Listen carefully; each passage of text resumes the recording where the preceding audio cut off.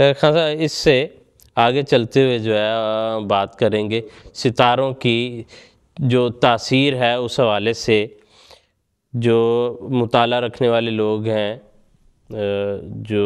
مسیح علیہ السلام کی کتابیں پڑھتے ہیں انہوں نے یقیناً پڑھ رکھا ہوگا، اس لیے ہو سکتا ہے کسی ذہن میں یہ سوال ابھی جو ہے نا وہ اٹکا ہوا اس بارڈر لائن پر کہ ستاروں کی تاثیر کے متعلق مسیح علیہ السلام نے بھی ذکر فرمایا اپنی پیدائش کا اور آدم کی پیدائش کا. دوسرا اس حوالے سے تفصیل اگر جو ہے ناظرین کو بتا دیں. اصل مسئلہ یہ ہے کہ اسلام کسی بھی چیز کی تاثیر سے تو کبھی بھی نہیں کہتا کہ اس میں موجود نہیں ہے، بلکہ یہ تاثیرات تو وہ ہیں جو اللہ تعالیٰ نے ان میں رکھی ہیں. قرآن کریم نے اس بارے میں جو بڑی بنیادی آیت بیان فرمائی ہے وہ یہی ہے کہ وَأَوْحَىٰ إِلَىٰ كُلِّ سَمَاءٍ أَمْرَهَا، اللہ تعالیٰ نے ہر آسمان کی طرف اس کا جو معاملہ ہے وہ وہی کیا ہے، جو تاثیرات تھیں اس کی خود رکھی ہے. تو یہی کیفیت تھی جب حضرت آدم علیہ السلام کو اللہ تعالیٰ نے پیدا فرمایا، تو ان کو جس دن پیدا فرمایا وہ جمعہ کا دن تھا، اور وہ مشتری کا دن ہے جس کو صاد اکبر کا دن بھی کہتے ہیں. اس میں جمال کی ایک کیفیت پائی جاتی ہے. اور اس کے بعد جو شام شروع ہونے والی تھی ہفتے کی، وہ ظہر کی شام ہے جس میں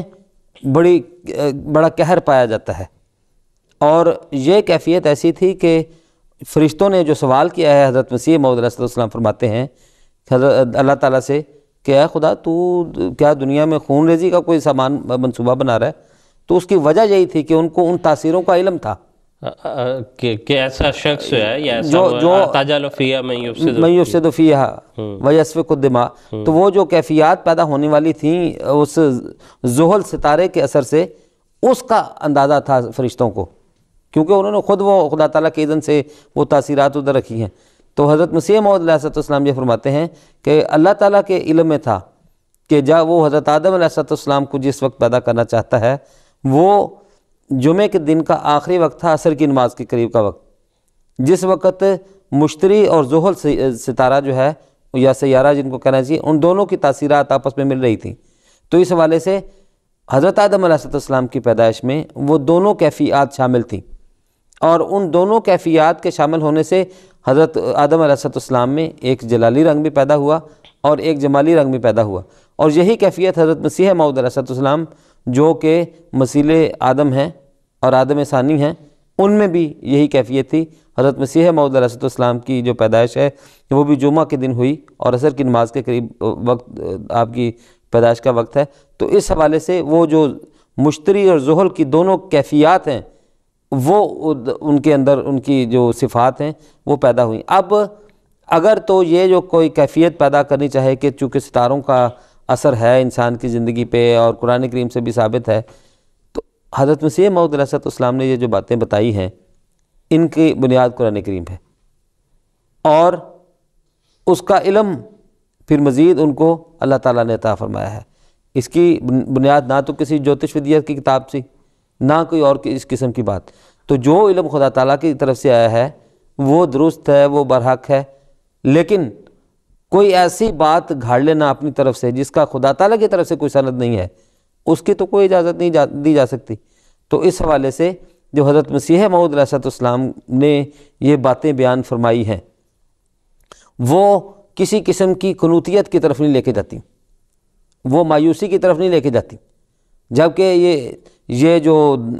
علم نجوم کے ماہرین ہیں جو ٹی وی کے اوپر پروگرام کرتے ہیں، وہ سارے وہ ہیں جو یا تو بالکل انسان کو مایوسی کی اتھاہ گہرائیوں میں پھینک دیتے ہیں، اس کو کہتے ہیں کہ تیرے اگلے اتنے سال برباد ہیں،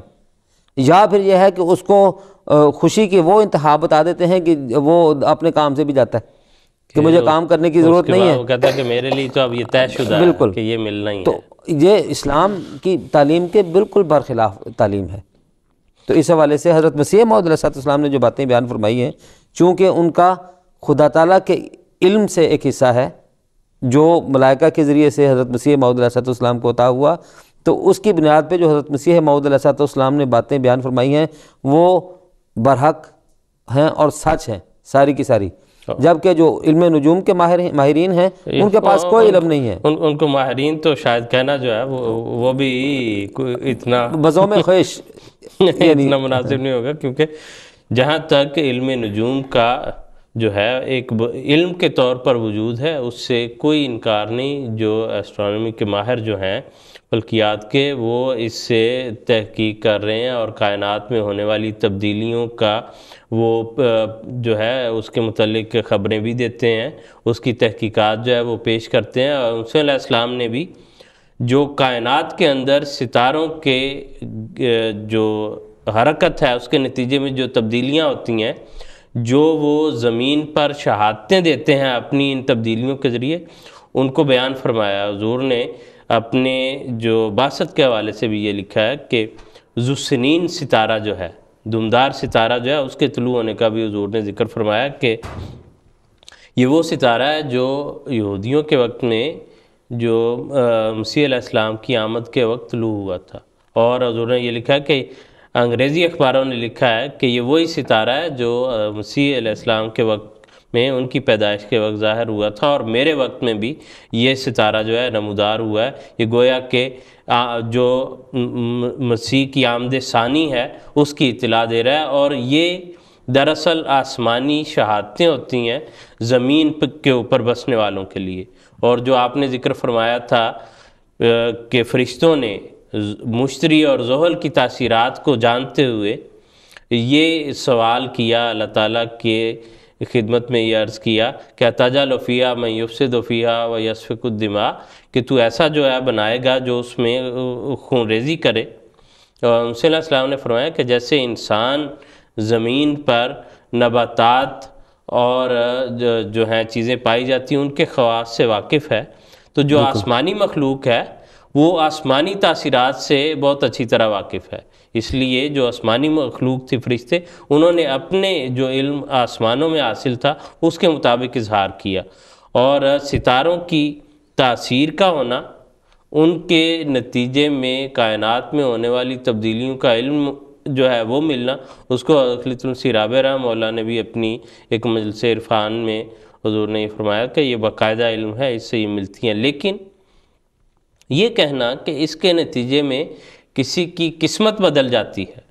مزاج تو ہو سکتا ہے کہ اس کے زیر اثر جو ہے انسان کے مزاج میں وہ چیزیں جو ہیں جلال کی، جمال کی کیفیات جو ہیں وہ داخل ہوں، لیکن قسمت کا تعلق جو ہے وہ ان ستاروں کی گردش سے نہیں ہے۔ اس کے لیے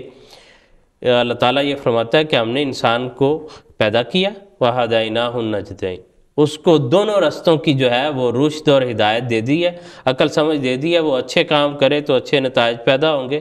برے کام کرے تو اس کے برے نتائج پیدا ہوں گے۔ اس کا اس ستاروں کی گردش سے کوئی ایسا تعلق نہیں ہے۔ انسان کی اپنی کوشش سے، اس کے اعمال سے، اور اس کے اللہ تعالیٰ سے دعا کرنا، وہ بھی اس کا ایک عمل ہے کہ اللہ تعالیٰ کے حضور میں وہ عاجزی انکساری کرے اور اللہ تعالیٰ سے وہ دعا کر کے وہ چیز حاصل کرے۔ تو جیسے آپ نے یہ بیان فرمایا کہ ستاروں کی تاثیرات سے انکار نہیں کیا جا سکتا، ان کی تاثیرات موجود ہیں کائنات میں، لیکن اس کا جو دوسرا حصہ ہے اس کے متعلق ہم بطور خاص بات کر رہے ہیں کہ جو دنیا کو بتایا جاتا ہے ٹی وی اسکرین پر جو دیکھتے ہیں، وہ اس کی حیثیت کاروبار کے زیادہ کچھ نہیں ہے۔ آپ اگر جس کو شوق ہے، جو ایسا دیکھنا چاہتے ہیں، ایسے احمدی تو اللہ تعالیٰ کے فضل سے موسیٰ علیہ السلام کی ان تعلیمات کے نتیجے میں اور خلفائے کرام کے ہر وقت ساتھ ساتھ جو ہے اس علم کو، اس روشنی کو، اس معرفت کو تازہ کرتے رہنے کے نتیجے میں کبھی ان باتوں کی طرف نہیں جاتے، نہ ہی جانا چاہیے۔ لیکن جو دوسرے لوگ ہیں، اگر ان میں سے بھی کوئی دیکھ رہا ہو، میرے تو ذہن میں کئی مرتبہ یہ بات آتی ہے کہ یہ جو یہ قسم کے کام کرنے والے ستاروں کی باتیں بتانے والے لوگ ہیں، اگر اتنا ہی ان کو علم ہو